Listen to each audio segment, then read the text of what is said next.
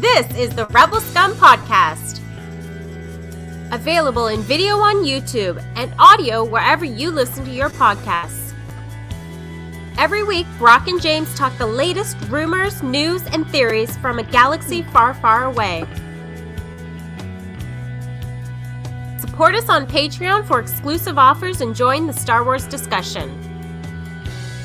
Patreon.com/RebelScumPodcast. Here are your hosts, Brock and James. You're always scum. Rebel scum. The rebelliest of rebels. Writer of what is up? We are back from Celebration. We didn't go, but the weekend is over and we survived. I was there. Mm-hmm. It was great. I had a great time. You weren't there? You couldn't make it? No, I was not. Leave the country. Get out of here. It went without us. I thought they said they weren't going to do it without us, but here we are, alone. Trying to find all these. Sorry, I forgot to post it on Patreon, so I just posted on Patreon. Howdy, Vermont Mike. Hello. Welcome to the Rebel Scum Podcast. I'm Brock. This is James. I will say it for you, and we will bring you everything Star Wars. Huge immediately. Let's talk about what was announced at the Celebration. What was announced? I didn't even know there was a celebration. I was at Starman Celebration. Which was it was a great time. Yep. I went in my Jeff Bridges cosplay, and I thought it was spectacular. Heidi's here. Heidi was also there. We were the only two at Starman Celebration, and it was fun. We had a great time. There you are. You froze. You froze. You live in the woods. Yeah. So, anyways, what would you say is the biggest reveal this weekend? Like reveals, I think the Hera and Sabine probably. Hera, because Sabine we kind of knew. Yeah. But Hera is one that I think everybody was anticipating at some point. So I think that was probably the biggest reveal. There was nothing. I didn't think there was anything shocking. I think the Andor release, the date of Andor, Mandalorian season 4 is being written as well. So yeah. Well, we got a trailer. What was that trailer? Andor. Andor. We got Bad Batch as well. Bad season Batch. 2 of Bad Batch. And then Visions is coming out in 2023. I guess they're staggering it quite a bit. They're going boom, boom, boom, boom. Yeah, and on top of that, we got the Willow trailer, a picture of a silhouetted Harrison Ford as Indiana Jones. So that just means that's probably the stunt double, because you can't see his face. Until I see an Indiana Jones trailer, that movie doesn't exist. Yeah. That's how that one's going. And so there's a trailer. I keep seeing like set photos and like behind the scenes, and like Willow, they're like, here's the trailer. But Indiana Jones, until there's actual official footage, that movie isn't happening, in my opinion. Yeah. And my opinion matters. So there you go. Yeah. I'm gonna take my phone out of my pocket, see what's up. I'm gonna type in what. I guess that's it. We won't get any more news on Star Wars for a while now. Like we're done. Yeah.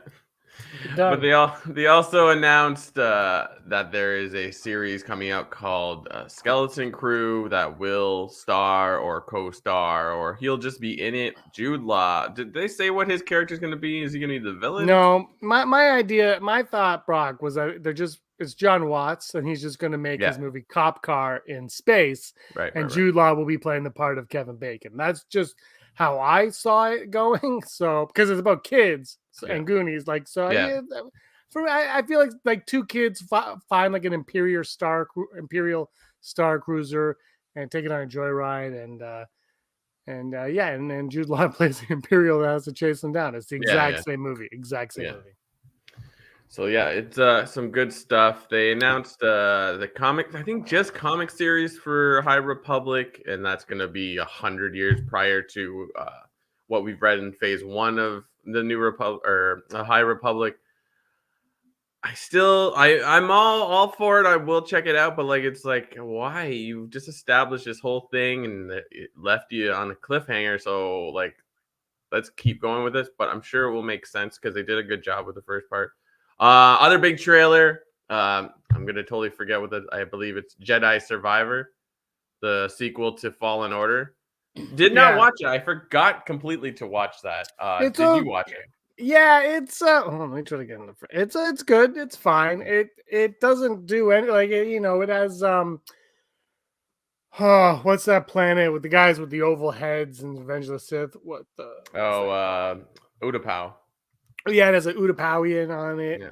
He's the bad guy, I guess, and it looked good, but there was no gameplay footage. It was very much a teaser, and it's only coming out on like the next gen consoles. So if you don't have a next gen console for $8 billion, you can't play.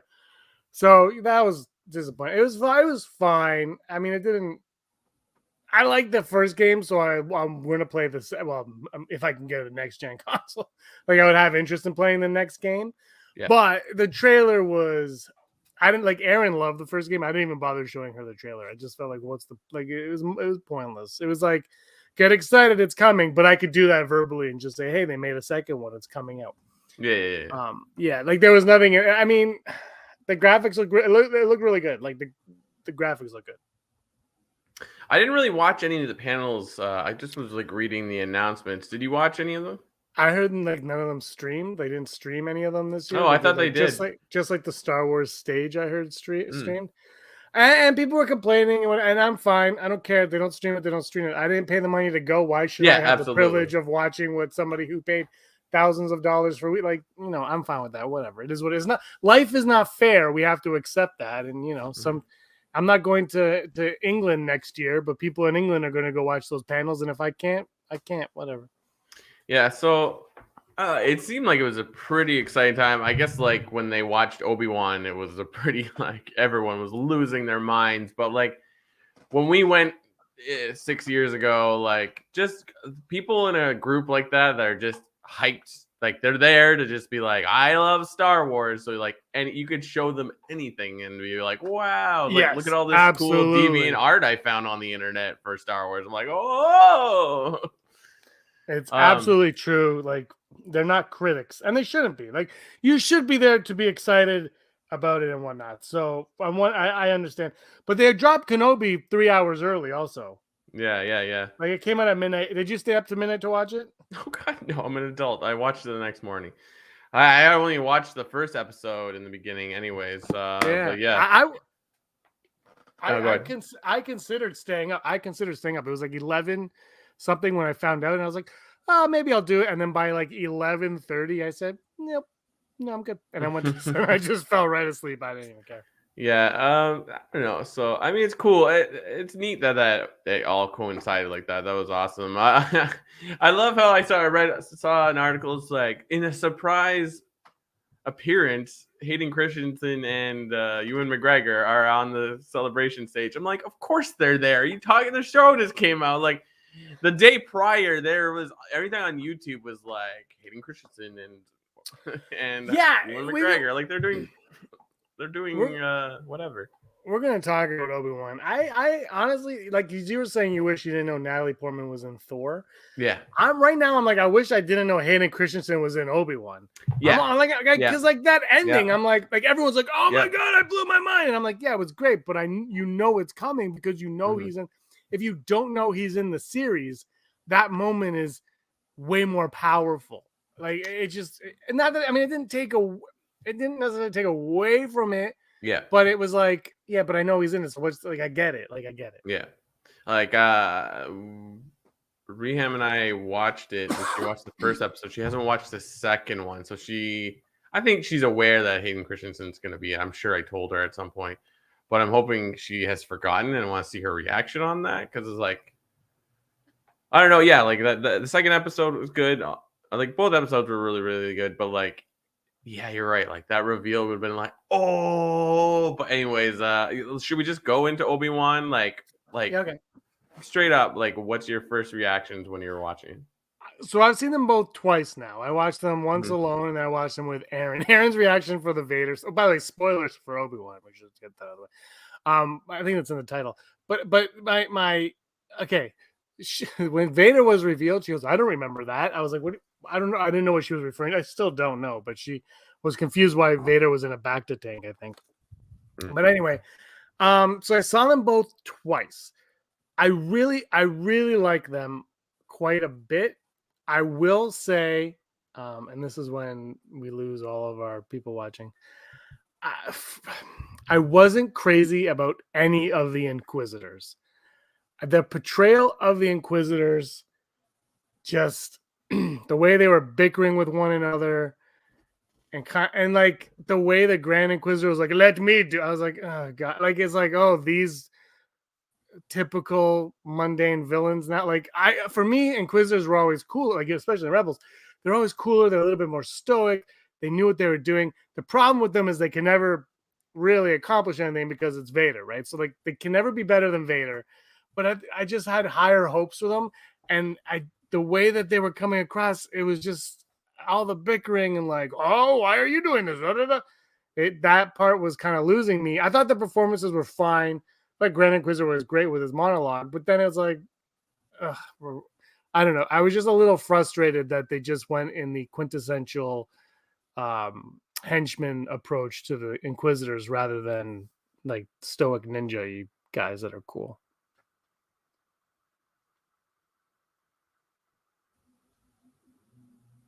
And Brock is frozen, so we'll all agree with that. The quintessential what? That's where I lost henchman. Like it's just like I get what you're saying. I don't disagree. I wasn't really like shocked. They've just been so cool in everything else. You know what I mean? Like, yeah, I don't know. Like Fallen Order, like they can never be as good as Vader. That is the one. Yeah. That's the biggest downfall they'll always have, no matter what. But like even like Fallen Order, the Inquisitor is really cool, and I also think the Reva McEntire character, like she needed, like her obsession with Kenobi kind of came out of the blue. It's like, you're obsessed with Kenobi. What? Like I'm hoping I'm gonna hold judgment on that because I'm hoping we'll learn a little bit more why she's obsessed with Kenobi later on, other than just to please Vader. But Brock needs to let it go. But like, so that is literally my negative for the show. It's just the Inquisitors were a little bit, and it was just because of everything that I've seen of the Inquisitors in the past. I was expecting a little bit more. They felt dumbed down to me. I don't know. It's like I feel like I reserve final say on these shows till the very, very end because it's sort of like sometimes it works. I mean, Boba Fett was like, okay, we'll wait it out. I like things in this. We'll wait it out. And in the end, I'm still uncertain about if I think Boba Fett was a good show or not. I mean, the Mandalorian part stuff is good, but like... I actually think the Boba Fett is the strongest of all the Star Wars shows we've got it. Now, I don't know, man. I do. It's just as a story, it's just because the thing with Boba Fett is what Deborah Chow said this was going to be. Boba Fett's a character study on Boba Fett. Like that's what it is. And this one's like, it's not a character study on Obi-Wan Kenobi at all. It's like it's a relationship with Obi-Wan and Leia. That's what we're going to see, which it's going to be fine. But it's just the Inquisitors. I just expected so much more out of them. I love how my question was like, what did you like about it the most? This is what I fucking hated. Anyway. Well, no, because I literally liked everything else about it, but the Inquisitors, because I love the Inquisitors, like they're like they're my favorite new era stuff, and it just I was like,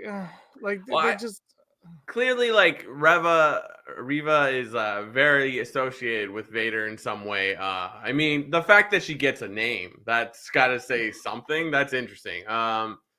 And I get like when you watch the second episode, it's sort of like she's definitely directly reporting to Vader. And she also is like, she's not considered one of them. And she's like, there's something one of the kids in that very, very first scene. I think so. My guess is like,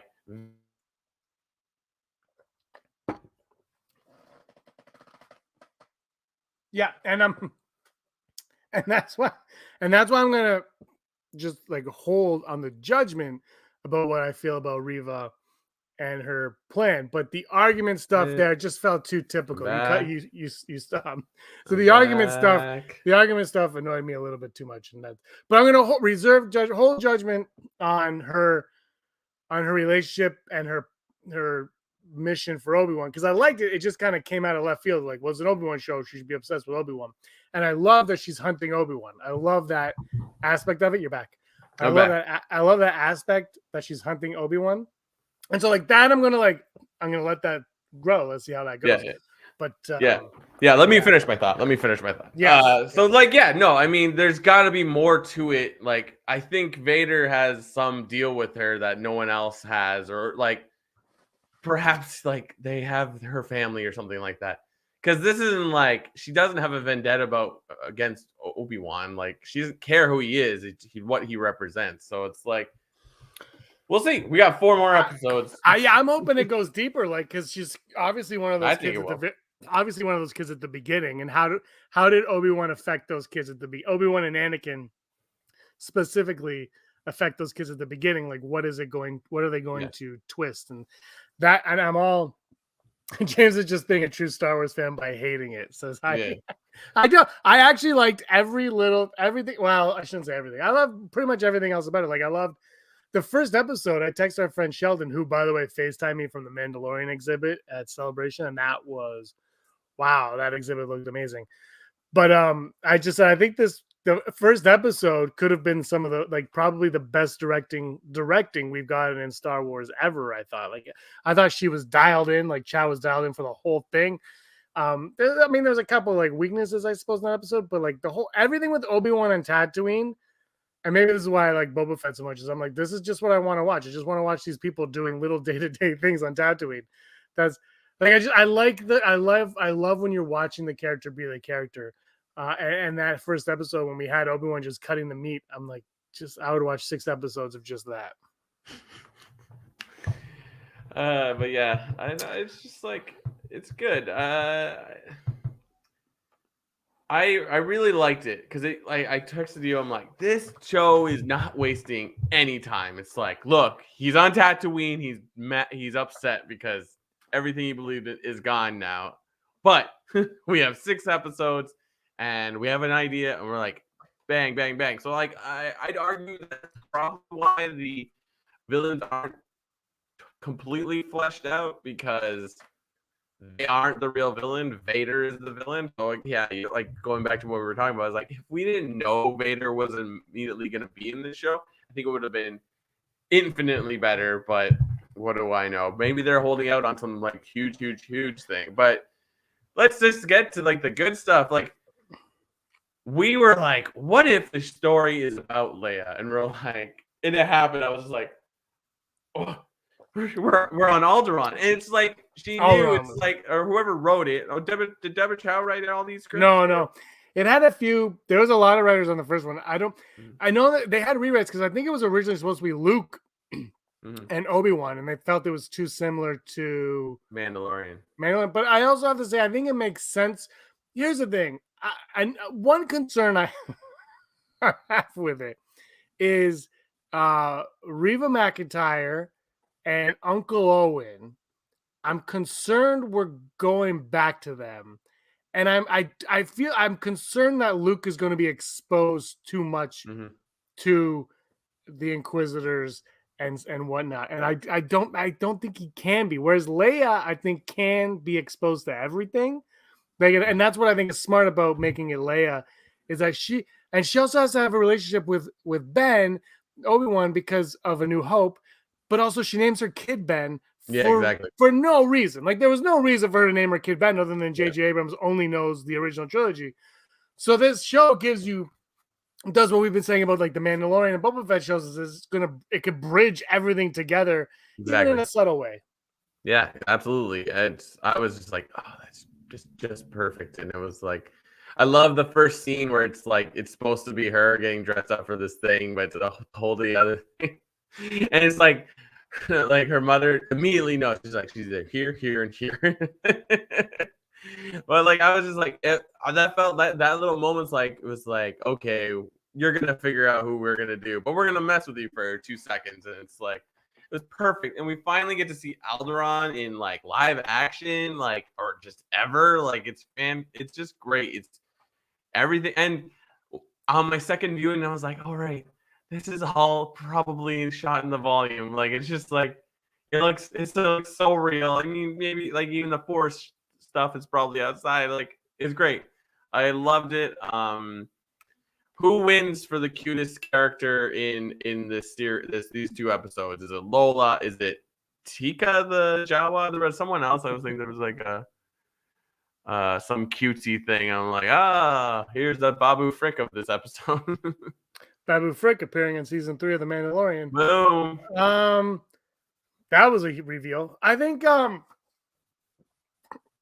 Lola was. I love and I don't love Lola, but it's probably Lola because I would probably want one as well. I don't understand what the point of Lola is. Like as a droid. I'm talking about like as a droid. But I loved Lola. But the Jawa's going to get my vote, Brock. I'm going to give it to the Jawa because he steals from Obi-Wan and then sells it back, and that's kind of brilliant. I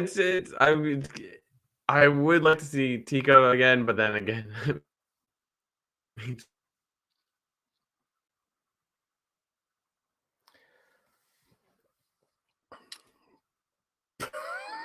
I just like.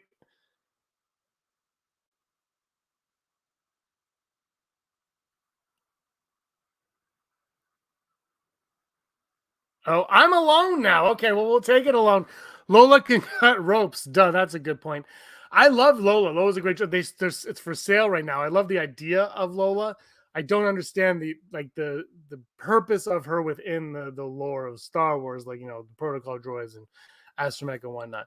But I like the idea of it. Poor Brock, he is poor. That's why he has no internet. We're gonna talk about this with Brock because I want to. But my favorite character on the entire show as of right now is Haja. I believe his name was Haja. Kumail Nanjiani's character was my absolute favorite because we heard like a rumor a while ago that he was going to be a Jedi, like a Jedi we had never seen before. There was going to be a Jedi we've never seen before, which could still be the case to come, whatever, who cares. But what I really liked about, yes, Heidi, Captain Kennedy should have been fired for Brock's internet. But what I really liked about Haja was he was posing as a Jedi in a world post Jedi. Everything about that just to me was really well thought out and played, and it brought a uniqueness to him. And I think the casting was brilliant as well because he had that he has this quality to him that's not overly goofy, but still you can't take him too seriously. So something's up as soon as he's the Jedi. But then when he becomes kind of like heroic towards the end and he tries to do that heroic act, there's a part of me that's hoping he's going to return and actually be Force sensitive. I don't know if that is possible or plausible in what they're doing, but there is a part of me that is really hopeful that we get that. Like he comes back and he's like, oh no, I'm actually Force sensitive. You trained me in the Clone Wars. He doesn't sound anything like that. That's actually a really bad Alec Guinness impression.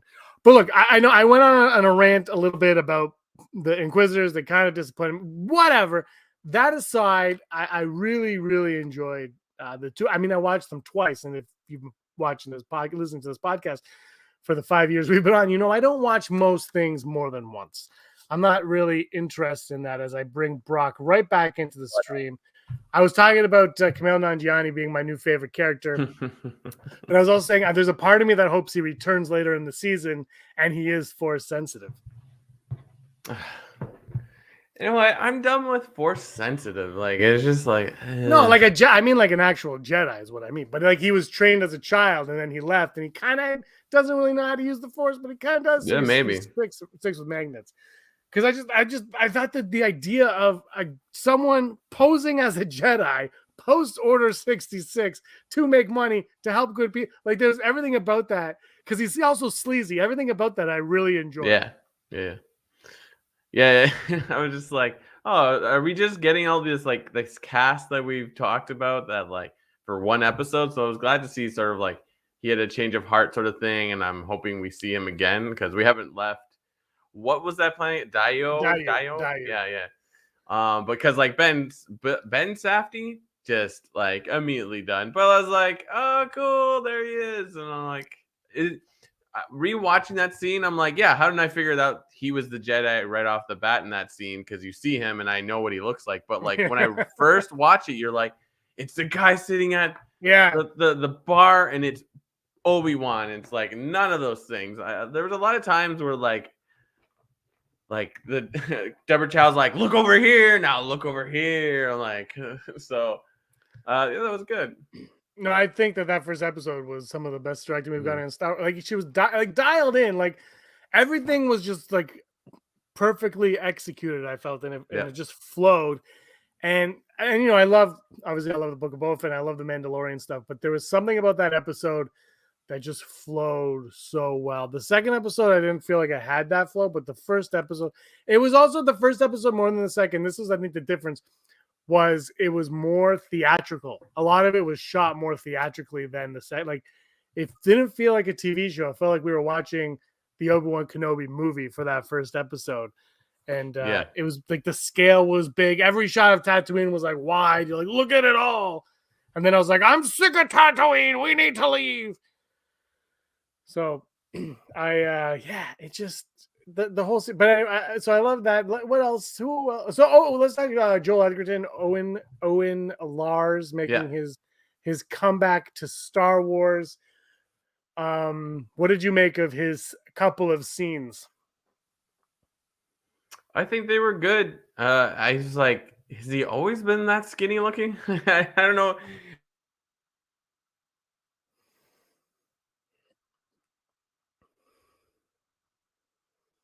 No, I think he just lost some weight for the role. He's such a good actor. Actually, originally, years ago when we talked about this, I thought, Brock, that I'm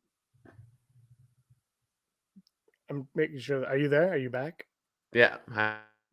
Okay. I was going to say, there were years ago, I thought he would be a perfect person to direct Obi-Wan Kenobi when it was a movie. Now it's no longer a movie, it's a show, and Deborah Chow got them all, and I wouldn't change that, obviously. I really liked him. I liked how he was bitter with Obi-Wan Kenobi. The look that you're frozen on right now is killing me. Who's frozen? Is it me or you? I'm not sure right now. I'm just, it's you. Anyway, I really like that. Don't go back to Tatooine. You know,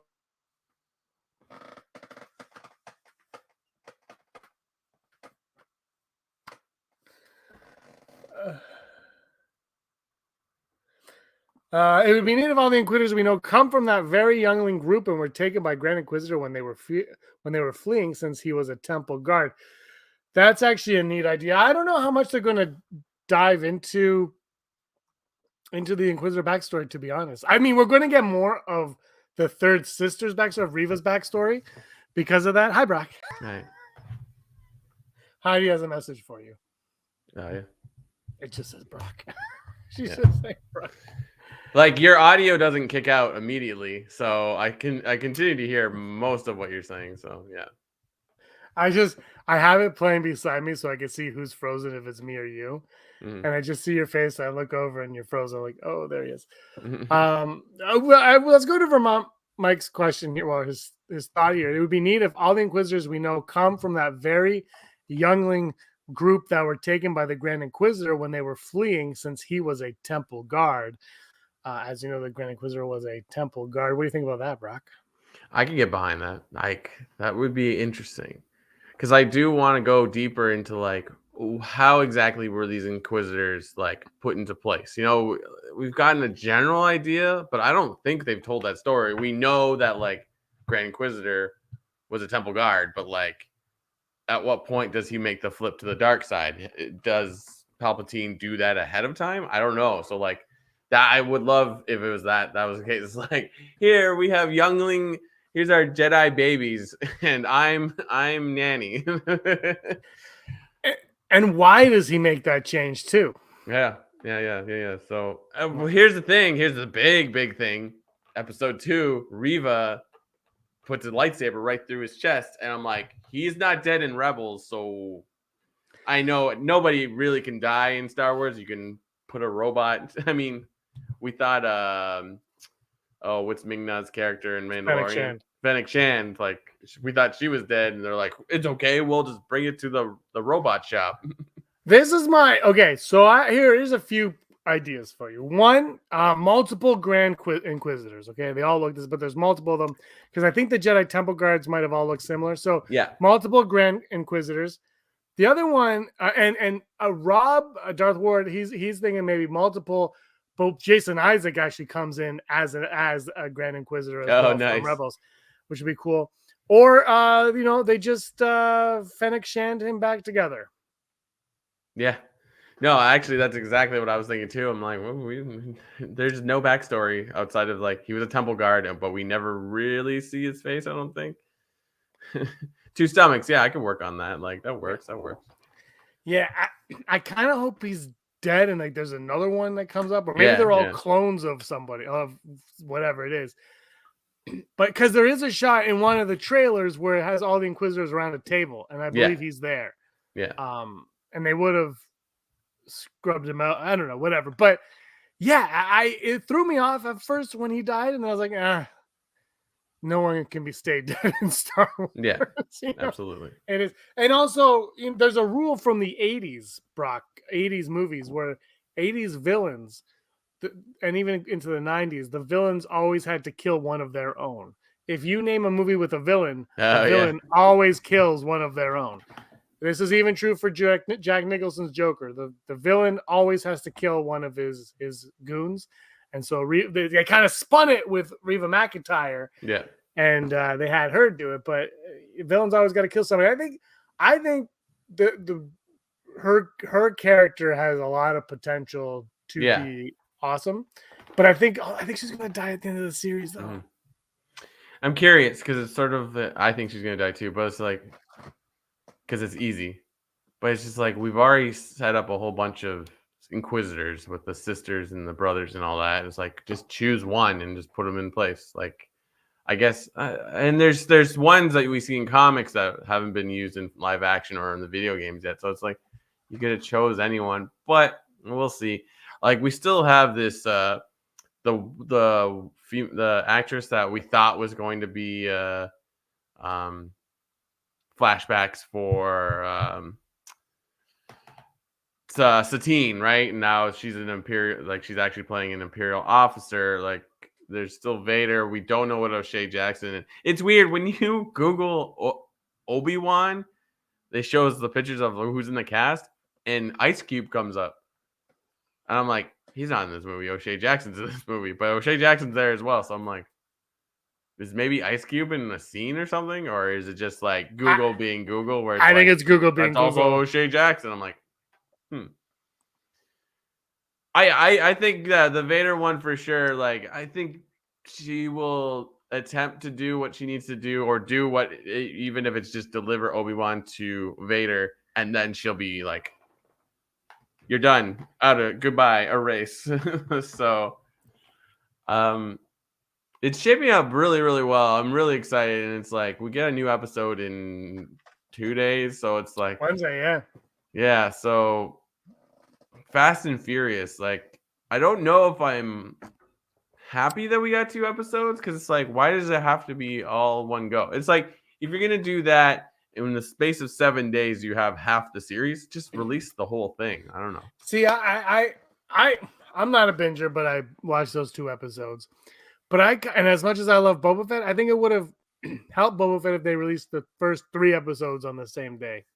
Because those 3 are kind of like an isolated piece of the pie, and then 4, and then I think 5 is when Mando showed up. So I think it was like Book of Boba Fett would have benefited, I think, from this release structure. Obi-Wan, I didn't think those 2 episodes, like they obviously bled into one another, but I didn't think it was like life or death if you didn't watch them side by side. Now I get it. I think I get it because they wanted that big reveal with Vader to be the end. But then why not just make it a 2-hour episode 1 and make it a 5-part series? That I don't, whatever. I mean, Stranger Things, every episode this season is like 9 hours. So I don't know what's going on. Have you seen any Stranger Things? No, not yet. I haven't had time. I just focused on Obi-Wan. Oh, I watched the first 25 minutes. So for the first time in Stranger Things history, I am ahead of you in watching it. 25 minutes. It was really good. I just got tired. It's late. What are you gonna do? Yeah, no, I'm excited to watch that as well. Like it's a lot of good TV out now. So yeah, no, I said to you, I was like, this, I don't understand why this is just not a movie, but we get it.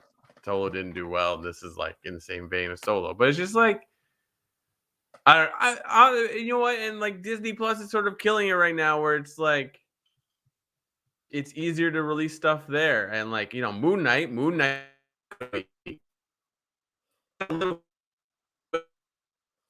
going to be in there both like an hour. Like, that's a long ass movie. So it's like you're getting more for your value, I suppose. But like,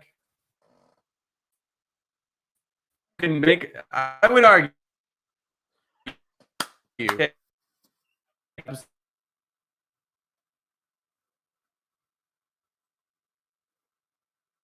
character, but like, it could have been a movie and it would have looked okay. Like, it would have looked great. Like, I don't know. I hear you, and I am more of a movie guy than a TV guy, so whatever I am about to say will be pointless. But I think there's a few things. One, you're right. Disney Plus is killing it on every level, and I think it gives them more time to flesh it out. And Solo did, and we both love Solo. We saw Solo twice. I don't know if you saw more than that, but we saw it when it came out. Then we both went on our birthdays to go see it. Yeah, and we both enjoyed it.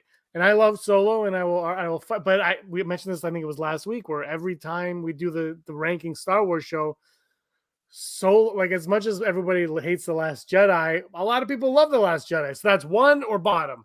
Whereas Solo, it's like bottom or mid to bottom. Like there's not a lot of love for Solo in comparison, is what I'm saying. Like if you stretch it out, like people do love it, but it's mostly towards the bottom of most people's Star Wars list, and I think a lot of people forget about it too. And the big difference though between Solo and Obi-Wan is, as much as you can say Alden Ehrenreich was great as Han Solo, that's not a Han Solo anybody who has been familiar with. Whereas Obi-Wan Kenobi, or Ewan McGregor, we had him in 3 movies. Like, he is Obi-Wan Kenobi. He played Obi-Wan Kenobi more than Alec Guinness played Obi-Wan Kenobi. He had way more screen time, way more he had character development.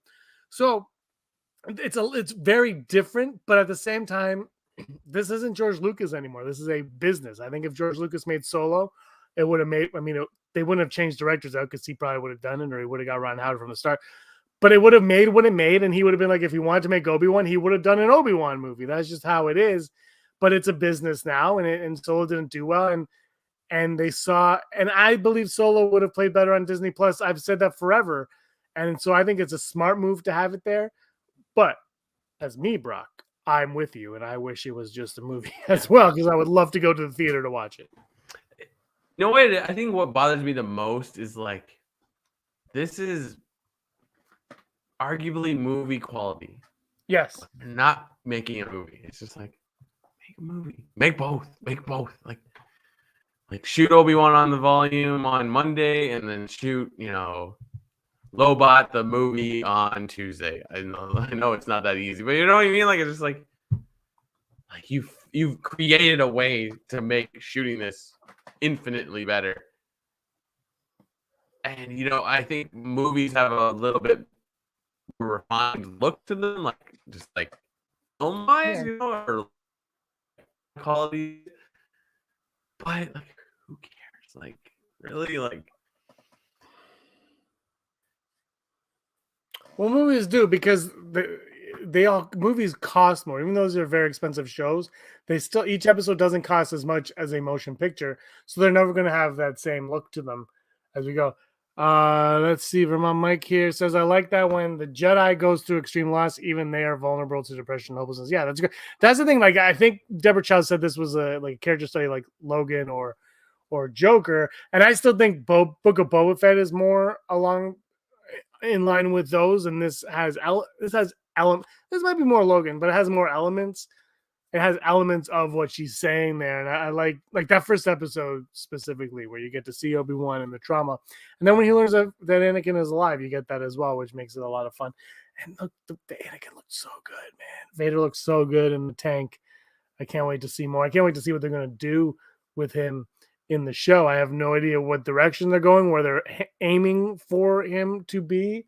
I'm just thrilled that we're getting more Hayden Christensen as Darth Vader in it, because he owned that role, and it's about time people acknowledge that and they get to see it. I think I wish Brock was here, because I kind of want to talk about the music. I'm very 50-50 on the music.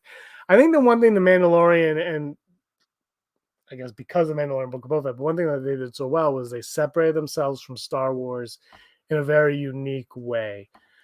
This sometimes I think that's the John Williams score I love. There's a few other music notes that I absolutely love, and then there's some that just I felt just was diving too deep into standard televised sci-fi fare, and it didn't take me out, but it felt kind of cliche on Star Wars. It's kind of like on Book of Boba Fett when they do like that techno music when they're fixing up Fennec Shan, right? It's like, what's happening here? What's happening here? It kind of, you're like, it's Star Wars. What just happened? But I think Mandalorian, and because of that Book of Boba Fett, what they did so well is they separated and they made it's this own unique thing, whereas this one's kind of living in the John Williams Obi-Wan theme, but then some of the other theme stuff, it just felt too standard sci-fi for me. But I hope nobody relays that, because for the most part, it hasn't taken me out, but there's been a few moments that reminded me a little bit of what we got in Book of Boba Fett with that. So that's where that was how I felt about the music overall. I mean, I did really enjoy it. And the opening, I don't know if that was John Williams or not, but the opening was phenomenal. And whether it was John Williams or not, who cares? But the opening was phenomenal. I just was like, oh, it's Star Wars. It sounds like Star Wars. And I love that I love the Mandalorian Book of Boba Fett credits where they show you the production design, but I love that this one was the Star Wars credits, right? This is the Star Wars credits. This is what you're used to seeing. This is what you're going to get. Brock, I was just talking a little bit about the music, and I was saying I liked most of it, but some parts of it felt a little bit like it was venturing too much into the typical sci-fi TV show music. And I likened it to the Book of Boba Fett episode where they fixed up Fennec Shan and they went all like techno for a bit, and it was like, what just happened? I think this one was a little less jarring, but some of the music I absolutely loved, and some of it I was like, it's kind of taking me out. It's not taking me out, but I'm like, Yeah, I didn't really like the music. Didn't really do anything for me. Like, it was just like it was fine, like the show. But yeah, I wasn't sure about that myself. I was like, yeah, why wouldn't she know? Or like, Leia's been their daughter for 10 years. If Leia knows she's adopted, why wouldn't Breha know as well? So I was like, I like that. I like that scene between her and her cousin, where it's like, you're afraid of him. It's like, I love that. I love like that they got it right. Like, Leia is fearless from the get-go. So like, I dig that. So I was gonna say this earlier, but I forgot. One thing I like about this show is that Obi-Wan's like old man Logan. Like, you don't base it on like the Logan movie, but like really like the series, the comic book series of Old Man Logan, where he's like just he will not use his powers to change. He's like, nope, that life is over now. So it's like when he catches her when she falls, it's like it looks like he's in pain when he reaches out in the force. So it's fantastic. But yeah. Was it surprising to you that we didn't see him like ignite his lightsaber at any point? Like, are we waiting for him to see Vader till we see that lightsaber, you think? I wasn't surprised. I didn't even think I was actually surprised when we saw him hold it when Reva McEntire came into the bay. I was like, oh, when she came in the hangar, I was like, oh, he's got it. I didn't, but for me personally, I didn't think so, because I think they're saving it for Vader, because again, the problem with Inquisitors all around is they can't be as good as Vader, so they can't beat him. Like, this is one of the problems with the show is Obi-Wan and Leia, they're never ever in danger. We know they both get out of there alive, and the Inquisitors even like, so when he fights Vader, there's going to be the point of that isn't going to be see who lives or who dies. It's going to be the emotional stakes, which is one of the things that, to compare it to Ninja Turtles, it's Splinter and Shredder, right? When they have a history, it's like, oh, it's the history of of them to get their history together is what is important in this fight. Is the emotional fight, whereas the Inquisitors, there's no emotional fight there, so it's pointless to have him use his lightsaber against an Inquisitor. I thought, though, Brock, maybe he might actually. I didn't think he was going to use the Force, and then a piece of me said, "Oh, he might use it like he does in New Hope, and go like and make a sound somewhere."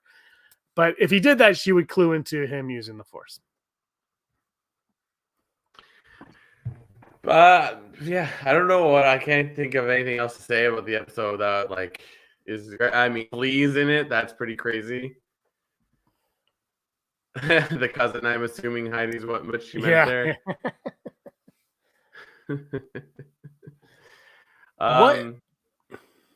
They're floating in like space in The Last Jedi. I don't know. What did you make of the actress playing Leia? There's a lot of debate online right now, I suppose. But in what regard? Like, what's the debate online? Like they didn't like her. Some people didn't like her, and they're being Star Wars fans mean about it. I thought she was fine. I thought they captured the essence of Leia perfectly in that character. In that, whatever, you know what I'm saying. I thought that was Leia.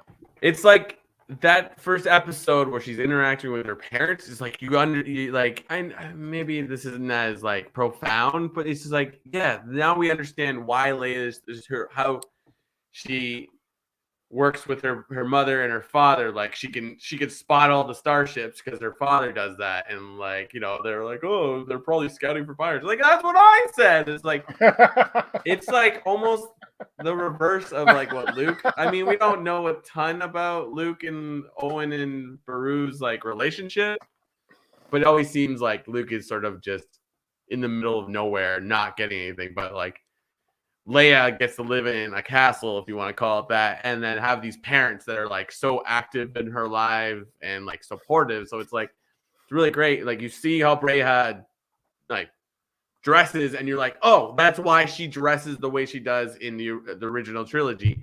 The hair isn't like, oh, is like, yeah, George Lucas decided on it, but it's like the hair is like, that is how like growing up on Alderaan, that's how you did your hair. And then like, just like, it's like Bale is like a swashbuckling pirate captain or something like that. You know what I mean? Maybe that's just Jimmy Smits being Jimmy Smits, where it's like, oh, I'd rather spend my life chasing Purgle. Like, it's like that. You get it. We get like her fearlessness, her like her knowledge, her cleverness, all comes from that. And it's like her parents aren't immediately like surprised when she disappears, because like, this is her. That's what I would do. She's probably. Like, she's gone. She's gone. That's how. Yeah. It's like she's no. And I thought the chemistry with her and Jimmy Smits was awesome. I love the dynamic of Leia and Bail Organa. I think that was really, that's something that, as much as Jimmy Smits is in the prequel trilogy and in Rogue One, we never really got to see that side of that character either, right? We just saw a senator, and then we saw someone kind of like show up and be like, I will call my Jedi friend. And I love that. This show does pose a giant question, though, and I hope they give us an answer by the end of it. Because Organas were able to call Obi-Wan Kenobi on like a secret phone. Now, Kenobi lived in a different house at this point in time, but why could they not call him on that phone in A New Hope instead of having Leia do that transmission? That is a question that I have, and I suppose that's 5-9 years, whatever it is, away from this. But that was something that I thought of. So maybe the batteries die in it. I don't know. Is that a new kid? Like, does he go to a different house? I think that's just his cave, and he finally builds something in it. You might be right. I'm just saying, why doesn't he have that device? Oh, I don't know. That is everyone's like zoning in on, well, the Grand Inquisitor can't be dead. I'm like, no, the biggest plot hole is, why doesn't he have this device? So I hope he smashes maybe he smashes it at the end. Like, you can't contact me again, and smashes it because he knows who Vader. That actually could play out, Brock, because he could smash it, but he can't contact me again because Vader is alive, and Vader is this kid's father, and he cannot find out who is here. That's plausible. We didn't even talk about that scene where he finally realizes that Anakin is alive. Like he has that like PTSD where everything goes quiet in his ear. He can't hear anything. And it's just like, oh, that's fantastic. Like it's just, even though I think it's like our problem is like we get this stuff that we're like, we know what happens next. So it's not revealing, but it's like every once in a while we need to be reminded like these people have no clue. Like it's on par with like Ahsoka figuring out that Anakin is Vader. It's like, what? So it was a moment that they did in the comics. It was like yawn away. They did it in the comics, and he was in a bar on Mos Eisley where he learns that Vader is Anakin, or that Anakin's still alive. Obviously, I think this was more powerful. Yeah. And I love this is the thing, like, and this is where it's like, oh, and I think this is where Twitter really shows its stupidity. This is where you look at the Reva McEntire character and you say, okay, what is her angle here? Like, she knows. She went into the archives to find out that Obi-Wan fought with Bail Organa. She knows that Anakin is Vader and is still alive, and knows that will get to Obi-Wan Kenobi. How does she have this information, and what is her end game to use it all? And that's something that I think is not being talked about enough. It's more just being argued about. Like, it's like, no, we're going to find answers out that's going to make this character more intriguing. Mm-hmm. And as it goes along, it's going to make the story more intriguing as well.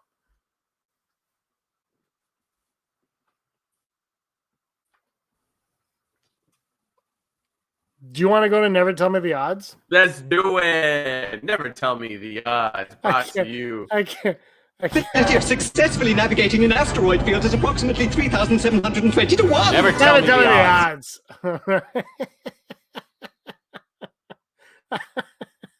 I don't even know if you're frozen. I don't know if you're frozen or if you're there. Brock, are you frozen or are you there? All right. It's Never Tell Me the Odds, brought to us by our friends over at Patreon. Our Patreon subscribers and supporters, thank you so much for supporting the channel. We do apologize with all of the flaws on today's show. Brock doesn't want to do odds. He said let's do the odds, but he is completely out. Maybe the Jawas stole that device out of you. You might be absolutely right. All right, here we go. Never Tell Me the Odds, brought to us by Patreon. A lovely Patreon supporters. I'm going to run down this list. I don't know if I should wait for Brock. Whatever. I'm going to run down the list. Executive producer Heidi Feder, Barry Brophy, Dennis Allen, Randy Kenobi, Mary, Kristen Nathan, Jeff Wilson, Phil Staniforth, Scott D, Josh Price, Matt W, Rez, Frank Perkins, Neil Lowry, Cosmic Girl 2, Gleek Play 1, Disney Desi, Charlotte, Kayla Davis, Girls with Sabers, Den of Nerds. Send us money so my internet will work a little bit better. Let's get through this travesty of a dumpster fire. Never Tell Me the Odds, James. What's up? All right. Never Tell Me the Odds. Vader will kill Reva. 100%. Oh! Total Brock. I'm going 99.9%. Because the only, Obi-Wan's not going to kill. He's a Jedi. All right, next on. Let us know what your odds are in the comments below as well and to the side. Hondo will appear. Are we going to get Hondo in the Obi-Wan Kenobi show? 65%. I really hope so. It would be perfect, especially with Obi-Wan. Not that they have a tight relationship, but it just works so well in Clone Wars. So. I'm going to go you and all Brock. I'm going to go full Brock. And I'm going to go 50% full Brock. I want it to happen. And our final odd, Haja will appear again. Will we get Haja again? Is that Kumail Nanjiani? So, yeah. I want him to come back, and I want him to actually be Luke Skywalker. But you're 10 years old. I know. I know. It's crazy, right? I'm going to go 85%. No, screw it, 100%. Like, why would we randomly put that guy in the thing? I'm gonna go 81% because he better show up. Hear what I'm saying? He better show up. All right, top 5. Top 5. All right, here we go. Top 5 moments from the Obi-Wan Kenobi show. I really have to wait for Brock for this one. We're doing top 5 moments from the Obi-Wan Kenobi show. Mark Hamill may have done a cameo. That's true, Heidi. We'll talk about that another time. I haven't looked into that. I haven't watched that video you sent me yet. I will, I promise. But it's been very busy. It's been a very, very busy weekend. It's been very busy.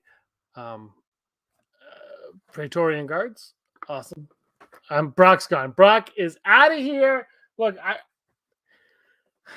there hasn't been a Star Wars show on Disney Plus that I haven't liked, and I felt like they've been getting better and better and better. And I hope that that's the case with this one as well. I didn't think the first 2 episodes were as strong as the whatever. No one's going to take me seriously if I say it. Top 5 Canadian internet connections. You know, the thing is, I live in the middle of nowhere. Brock actually lives in like a very large city, and just nobody. Hey, Kayla Davis is here. Hi, Kayla. How's it going? We just said your name.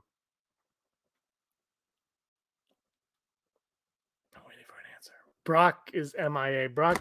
Maybe Brock, maybe Heidi offended Brock when she said the following. Guess what? We're going to play a game. Guess what Brock is trying to say.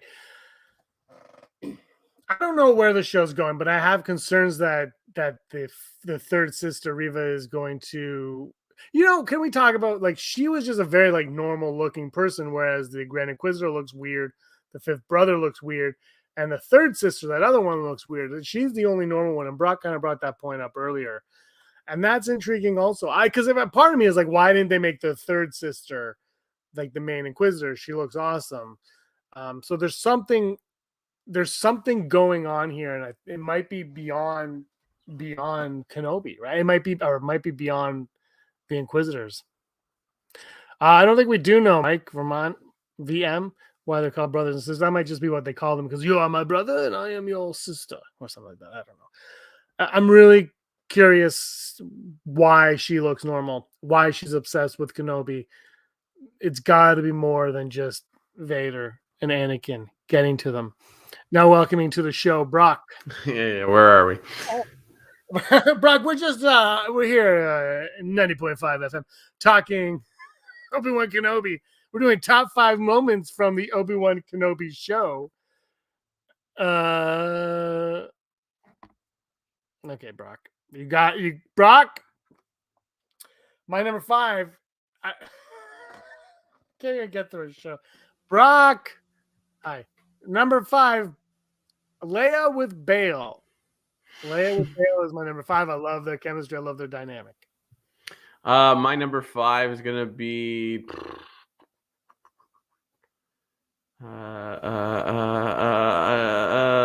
Tika stealing Obi-Wan's board from the thing. I'm like, yeah, Jabba's be stealing. Love it. I'm here for it. My number 4 is Obi-Wan cutting meat. There's something about that whole sequence. I was like, I love it. I loved how he was just kind of living a normal life, a less than ideal life, and this is what happened to this great Jedi. My number 4 is going to be, oh gosh, when Obi-Wan's like gone to the cruiser, the train station, he just stands there, and the woman at the thing's like, "Well, are you coming?" It's like, yes, he's coming. My number 3, when the third sister cuts off the woman's hand. Yeah. My number 3 is Riva, like trying to slash the Ben Safdie character, but like the Inquisitor has to stop. She's like, I don't care. I will leave a trail of blood to get what I want. So she is heartless. My number 2, Owen and Obi-Wan, the double O's, doing what they do to talk about Luke Skywalker. I love all of that. I like, thank you, Owen. I didn't do it for you. My number 2 is going to be the reveal of Anakin is still alive, and we see Vader in a Bacta tank. It should be number 1, I suppose, but like Were we that surprised? That's my number one because that's my homeboy. Number one, though, this little girl, I don't know her name, being Leia, like, just perfect. I think, if anything, like, the rest of the show could just be about her. Like, how the Mandalorian steals, like, most of the episodes from Boba Fett. Like, yeah, just do young Leia. Yeah, please. They could do that. They honestly could do that. They could take the Bail and Rhea and young Leia and make a kid show out of it. Done. And you know what? That could be their game plan, right? That could be next on the list. Yeah. We don't know. I mean, it's not young next Indiana on the list, Jones. Boom, done. Yeah, they could. I mean, yeah. You have her right now. Use her before she gets to the Stranger Things kids age, because they're adults now, Brock. When you watch, you'll be like, these are not kids anymore. Yeah, exactly. They are adults. But that's our top 5. Let us know what your top 5 are in the comments below. Chris Olivio says, I like when Kenobi tells Leia to pretend he's her father, and she replies, more like grandfather. Yeah, that was actually they really nailed Leia, and she was really good as Leia as well. Like they it was fun watching like young Leia. I was like, yeah, with her little Mickey Mouse droid. I loved it. Yeah. This is great. Like, she's not, please let me go. It's, I'm not afraid of you. Yeah. Like, oh. But that's who Leia's, we get to see, like, that's who she was right from the get-go, right? Who knows when she became that, but she lives without fear. She gets to do all that. I love the juxtaposition of her watching the ships and Luke playing with the ship or pretending he was on a ship. Like, you get to see that as well. It was a good show. I really enjoyed the show. I'm looking forward to this week's episode. I guess they're all going to be very long episodes, right? This was like 15 minutes, 40 minutes. Yeah. So I miss my 22-minute Rebel episodes. I miss them. I'm like, in and out. Let's go. Space whales in, out. It's good though, because it should it be a movie? Maybe, but if it was, a lot of what we got would have been trimmed out, and cut down. Exactly. So give and take. Right now, I'm taking it because we're not getting Star Wars in the theater till Taika Waititi finishes Thor. So I hope Thor comes out soon. It does. It's coming out. It's July. But all right, everybody, thanks so much for watching. Everybody, give us a like and a subscribe. Brock, anything else you want to say? No, thank you for your patience with my internet going in and out. But here we are. I'm like, maybe somebody will say something in the chat, and then I get this. Oops, not this one. Yeah. All right, now we're going to go. All right, Brock, you were always scum. Rebel scum. How dare you? Hold on, I gotta figure this out. Scumbags, thanks for watching. Don't forget to give us a thumbs up on our video. As always, please subscribe to our YouTube channel, Rebel Scum Podcast, for all the latest videos.